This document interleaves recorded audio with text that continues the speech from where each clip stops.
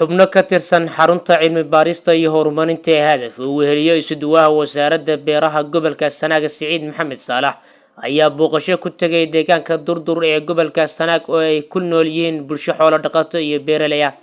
Hadaf oo ka duuleysa ujeedooyinkeeda soo bandhigida baahiyaha bulshada iyo u qareemida ayaa safarkan ugu korgalay xaaladaha bulshada deegaankan ku nool.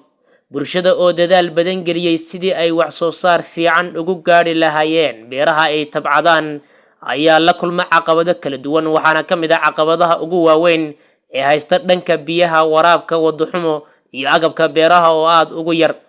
Hadaf ayaa baahida biyaha iyo waraabka ee ka jirta deegaanka Durdur u bandhigtay hay'adda ay shaqo wadaagta yihiin ee Al Nasr oo ballan qaaday in dhankeeda wax ka qabanayso caqabadan.